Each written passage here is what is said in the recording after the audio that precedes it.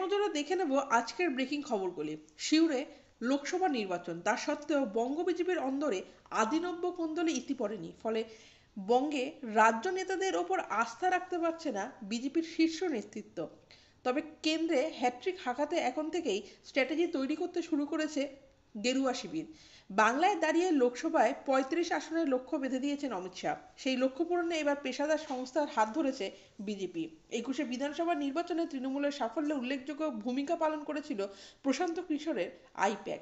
একইভাবে অতীতে একাধিক ভোট রাজ্যে এমন বেসরকারি সংস্থার উপর নির্ভর করে নির্বাচনী ময়দানে নেমেছে বিজেপিও।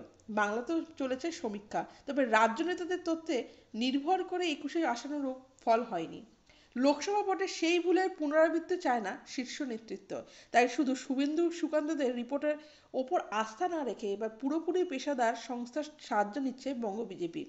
গেরুয়া শিবিরে কান পাতলে অন্তত তেমনটাই শোনা যাচ্ছে ভোট কুশলী সংস্থা Jarvis technology and consulting private limited Kolkata সহ বিভিন্ন জেলায় নিজেদের সমীক্ষার কাজ শুরু করে দিয়েছে। যদিও এখন বিষয়টিকে প্রকাশ্যে আনতে নারাজ রাজ্য নেতৃত্ব। রাজ্য সভাপতি সুকান্ত মজুমদার এই প্রসঙ্গে বলেন, প্রতিটা রাজনৈতিক দলেরই নির্বাচনী লড়াইয়ের নিজস্ব কৌশল থাকে, সেটা দলের একেবারে অভ্যন্তরীণ বিষয়। অন্যদিকে ফের টাকার পাহাড়, উদ্ধার কোটি কোটি টাকার গয়নাও। এবার ইডির নজরে কামারহাটি পুরসভার চিফ ইঞ্জিনিয়ার। মাত্র ৬ বছর আগে চাকরি পাওয়া এই ইঞ্জিনিয়ারের সম্পত্তির বহর দেখে চোখ কপালে উঠেছে তদন্তকারীদের। বড়দিনের সাত সকালে তার কামারহাটির বাড়িতে ইডি অভিযান চালায়। দিনভর তল্লাশিতে টাকা, গয়না, সম্পত্তির প্রচুর নথি উদ্ধার করেছে কামারহাটি পুরসভার চিফ ইঞ্জিনিয়ার তমাল দত্ত। পুর নিয়োগ দুর্নীতিতে ইডির নজরে রয়েছেন তিনি। গত ৫ই অক্টোবর বাগুইআটির ফ্ল্যাটে তল্লাশি চালিয়েছিল ইডি। এবার তার কামারহাটি বাড়িতে হানা দেয় কেন্দ্রীয় তদন্তকারী সংস্থার কর্তারা। সূত্রের খবর, তল্লাশিতে তার বাড়ি থেকে ১৪ লক্ষ টাকা নগদ, ১,৬৩,০০,০০০ টাকা হিরে ও সোনার গয়না উদ্ধার হয়েছে। এমনকি সম্পত্তির ১৩০০ পৃষ্ঠার নথিও মিলেছে বলে খবর। জানা গেছে ২০১৬ সালে পুরসভার ইঞ্জিনিয়ার পদে যোগ দিয়েছিলেন তমাল। তারপর থেকেই রকেটের গতিতে তার উত্থান। অভিযোগ, পুরসভার নিয়োগে তার সক্রিয় ভূমিকা ছিল। চাকরি পাওয়ার মাত্র ৬ বছরের মধ্যে বিপুল সম্পত্তির পরিমাণ তমালের বিরুদ্ধে ওঠা অভিযোগে শিলমোহর দিচ্ছে বলে ধারণা তদন্তকারীদের। ইতিপূর্বে তমাল দত্তের বাগুইআটির বাড়িতে তল্লাশি চালিয়েছে ইডি। এমনকি সিজিও কমপ্লেক্সে ডেকেও তাকে জিজ্ঞাসাবাদ করা হয়েছিল। এবার সেই ইঞ্জিনিয়ারের বাড়ি থেকে বিপুল সম্পত্তি উদ্ধার হলো। যাব পরের খবরে। মিমিক্রি বিতর্কে থামতে নারাজ সাংসদ কল্যাণ বন্দ্যোপাধ্যায়। রবিবার তিনি আবারও জানিয়েছেন মিমিক্রি একটা আর্ট, দরকার হলে আবার তিনি মিমিক্রি করবেন। এবার মিমিক্রির বিতর্কে সাংসদকে কটাক্ষ করলেন বিজেপির রাজ্য সভাপতি তথা সাংসদ সুকান্ত মজুমদার। একে শিল্প বলে স্বীকার করে নিয়েও তা পারফর্ম করার স্থান নিয়ে প্রশ্ন তুললেন তিনি। সোমবার ইজেডসিসিতে একটি অনুষ্ঠানে বক্তব্য রাখার সময় তিনি বলেন, মিমিক্রি অবশ্যই একটি আর্ট, কিন্তু তার করার জায়গা সংসদ ভবন বা সংসদ ভবনের সিঁড়িতে নয়। আমি যদি সংসদে দাঁড়িয়ে ভারতের উপরাষ্ট্রপতিকে মিমিক্রি করেন, তাহলে আপনার মানসিকতার স্থিরতা নিয়ে প্রশ্ন উঠবে। আমার মনে হয় আপনি একজন সাংসদ হওয়ার যোগ্যই নন। তিনি আরও বলেন, যদি পারফর্ম করতে হয় কপিল শর্মার শোয়ে কিংবা মিরাক্কেলে যান, সেখানে গিয়ে মিমিক্রি করুন, দেখতে ভালো লাগবে। অনুষ্ঠানে তিনি বলেন, আজকের রাজনীতি কোন পর্যায়ে এসে পৌঁছেছে। একজন সাংসদ লোকসভার সিঁড়িতে দাঁড়িয়ে জোকারের মতো মিমিক্রি করছেন ভারতের উপরাষ্ট্রপতিকে। এবার সেটা সাফাই দিচ্ছেন, বলছেন মিমিক্রি একটা আর্ট। পাশাপাশি ফেসবুক পেজ খুললেই দেখা যাচ্ছে নগ্ন নারী দেহ, আবার দেখা যাচ্ছে বক্ষ বিভাজিকা উন্মুক্ত করে আহ্বান করছে লাস্যময়ী নারী। এগুলি দেখতে সবার ভালোই লাগে, কিন্তু আড়ালে আছে ভয়ঙ্কর হ্যাকাররা, যারা নারীর নগ্ন অথবা ব্রা প্যান্টি পরা ছবি হ্যাক করে ফেসবুকে দিচ্ছে। এবার এমনই ঘটনা ঘটল তৃণমূল কংগ্রেসের বিধায়কের সঙ্গে। ক্যানিং পূর্বের বিধায়ক শওকত মোল্লার ফেসবুক পেজ খুললেই সেই লাস্যময়ী নগ্ন নারীর ছবি দেখা যাচ্ছে। শরীর প্রদর্শন করে আহ্বান করছে কাছে এসো। এই নিয়ে ব্যাপক আলোড়ন পড়ে গেছে ক্যানিং এলাকা জুড়ে। এই ঘটনা নিয়ে যখন জোর চর্চা শুরু হয়েছে, তখন বিষয়টি কানে যায় ক্যানিং পূর্বের তৃণমূল কংগ্রেস বিধায়কের। তিনি নিজেও বিষয়টি দেখে চমকে উঠেছেন আর বুঝতে পেরেছেন ডালমে কুচ কালা হে। আর তারপরে হ্যাকারের অভিযোগ তুলেছেন শওকত মোল্লা। অভিযোগ উঠছে তার ফেসবুক পেজ হ্যাক করে একের পর এক অশ্লীল ছবি পোস্ট করা হচ্ছে, যেখানে ফেসবুক স্ট্যাটাসে শেয়ার করা হচ্ছে নগ্ন নারীর শরীরের ছবি। দু একটি ছবিতে ব্রা প্যান্টি থাকলেও বেশিরভাগ ছবিতেই কোনো পোশাকই নেই। এই ঘটনাকে রীতিমতো ষড়যন্ত্র বলে দাবি করছেন তৃণমূল কংগ্রেস বিধায়ক। এই বিষয়টি নিয়ে সাইবার সেলে অভিযোগ করেছেন শওকত মোল্লা।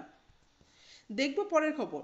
কপাল খুলে গেল রাজ্য সরকারি কর্মীদের। কদিন আগে ডিএ ঘোষণা করেছিল খোদ মুখ্যমন্ত্রী। এবার রাজ্য সরকারের অধীন সচিবালয়ের কর্মীদের জন্য সুখবর। অতিরিক্ত পদ তৈরি করা হচ্ছে। বিজ্ঞপ্তি অনুসারে জানা গেছে সব মিলিয়ে 92টি পদ তৈরি করা হচ্ছে। তার মধ্যে সব সচিব হিসেবে থাকছে 38টি পদ, উপসচিব হিসেবে থাকছে 36টি পদ, যুগ্ম সচিব ও অতিরিক্ত সচিব হিসেবে আরও 10টি পদ তৈরি করা হচ্ছে। এক্ষেত্রে এই পদগুলিতে রাজ্য সরকারি কর্মীরা পদোন্নতির সুযোগ পাবেন। নতুন করে তৈরি হওয়া এই পদগুলিতে প্রমোশন পাবেন রাজ্য সরকারি কর্মীরা।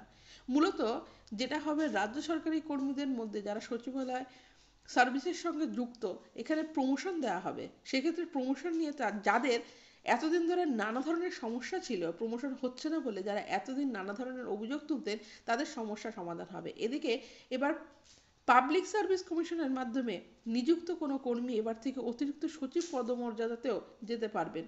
এক্ষেত্রে প্রমোশন হয় না, উঁচু পদে যাওয়া না যাওয়া সমস্যা এতদিন যেটা ছিল অনেকাংশে কমতে পারে বলে মনে করা হচ্ছে। এতে খুশিই হবেন কর্মীরা। যাব পরের খবর। ফের মাথাচাড়া দিচ্ছে করোনা ভাইরাস। গত 4 সপ্তাহে 52% বৃদ্ধি পেয়েছে নতুন কোভিড আক্রান্তের সংখ্যা।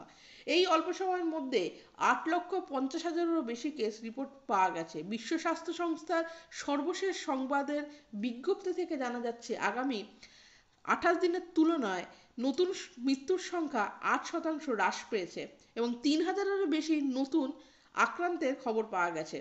বিশ্ব স্বাস্থ্য সংস্থার মতে কোভিড-19 শুরু হওয়ার পর থেকে 17 ডিসেম্বর পর্যন্ত বিশ্বব্যাপী 77 কোটি 20 লাখের বেশি নিশ্চিত সংক্রমণের খবর পাওয়া গেছে এবং প্রায় 70 লাখের বেশি মৃত্যুর খবর পাওয়া গেছে। বিশ্ব স্বাস্থ্য সংস্থা থেকে জানা গেছে বিশ্বব্যাপী কোভিড-19-এ 1,18,000-এর বেশি নতুন রোগী হাসপাতালে ভর্তি রয়েছে এবং 1,600 জনের বেশি রোগী আইসিইউতে ভর্তি রয়েছে। চোখ রাখবো পরের খবরে। 2023 সালের শেষ লগ্নে এসে মাথায় হাত পেটিএমের বহু কর্মীর। রিপোর্ট অনুযায়ী পেটিএমের বিভিন্ন ইউনিটে কর্মরত প্রায় 1,000 জনের চাকরি গেছে সম্প্রতি। এদিকে রিপোর্টে দাবি করা হয়েছে নতুন বছরে আরও বহু কর্মীর চাকরি যেতে পারে পেটিএম থেকে। এই আবহে কর্মী ছাঁটাইয়ের মুখ খুলেছে পেটিএম। তাদের দাবি এআই এর জেরে চাকরি গেছে এতজনের। পেটিএমের মালিক সংস্থার 197 কমিউনিকেশন বিভিন্ন শাখায় কর্মরত প্রায় 1,000 জনকে ছাঁটাই করেছে। সংস্থার খরচ কমাতেই বসেছে এই কর্মী ছাঁটাইয়ের কথা জানিয়েছে পেটিএম। নতুন বছরে সংস্থার আরও বেশ কিছু কর্মীর চাকরি যেতে পারে বলে মনে করা হচ্ছে। দেখব পরের খবর। ইন্ডিয়া জোটের প্রধানমন্ত্রী হিসেবে কংগ্রেস সভাপতি মল্লিকার্জুন খাড়গের নাম প্রস্তাব করেছিলেন মমতা বন্দ্যোপাধ্যায়। তারপরেই সংবাদ মাধ্যমে প্রকাশিত হয় জোটের অন্যতম কারিগর তথা বিহারের মুখ্যমন্ত্রী নীতিশ কুমারের এই নাম নিয়ে অসন্তোষ প্রকাশ করেছেন। কিন্তু রবিবার এই ধরনের কোনো খবরের সত্যতা অস্বীকার করেছে জনতা দল নেতা নীতিশ। উল্টে তিনি জানিয়েছেন খাড়েক যদি প্রধানমন্ত্রী পদে ভাবা হয় তাতে তার কোনো আপত্তি নেই। তিনি জানান জেডি ইন্ডিয়া ব্লক উভয় একত্রিত হয়েছে 2024 সালের লোকসভা নির্বাচনে একসঙ্গে লড়ার জন্য। তিনি বলেন, আমি বৈঠকের সিদ্ধান্ত নিয়ে মোটেই অসন্তুষ্ট নই। প্রয়াত প্রাক্তন প্রধানমন্ত্রী অটল বিহারী বাজপেয়ীর জন্মবার্ষিকী উপলক্ষে একটি অনুষ্ঠানে বক্তৃতা দেওয়ার সময় তিনি আবারও জানান কোনো পদে আগ্রহী নই। জেডি সুপ্রিমো বলেন, আমরা সবাই একসঙ্গে কাজ করছি, আমাদের মধ্যে অসন্তোষ নেই। আমি বলেছিলাম আপনারা যাকে চান বানিয়ে দিন। আমি আসন ভাগাভাগি দ্রুত সম্পন্ন করার পরামর্শ দিয়েছি। আসন বন্টনের ফর্মুলা নিয়ে শীঘ্রই সিদ্ধান্ত নেওয়া হবে। পরের খবর।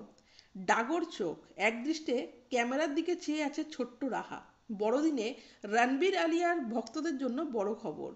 যিশুর জন্মদিনে মেয়ে রাহাকে প্রকাশ্যে আনলেন রালিয়া। এতদিন প্যাপারাজিদের বারণ করেছিলেন রাহার ছবি তুলতে, সেই নিষেধাজ্ঞা এদিন তুলে নিলেন তারকা দম্পতি। ক্রিসমাস মানেই কাপুর খানদানের জমাটে লাঞ্চ। বাবার কোলে চড়ে সেই লাঞ্চ পার্টিতে এসেছিল ছোট্ট রাহা। সাদা গোলাপি ফর্কে দেখা মিলল কাপুর পরিবারের এই ক্ষুদে সদস্যার। চোখ টানটান, তার পায়ে লাল ভেলভেট জুতো, কালোর ওপর লাল ফুলেল প্রিন্টের ওয়ান পিসে পাওয়া গেল রাহার মা আলিয়াকে। আর রণবীরের পরনে ছিল কালো টি শার্ট, একই রঙে ডেনিম জ্যাকেট আর জিন্স। ভিডিও ভালো লাগলে অবশ্যই লাইক, কমেন্ট ও সাবস্ক্রাইব করবেন।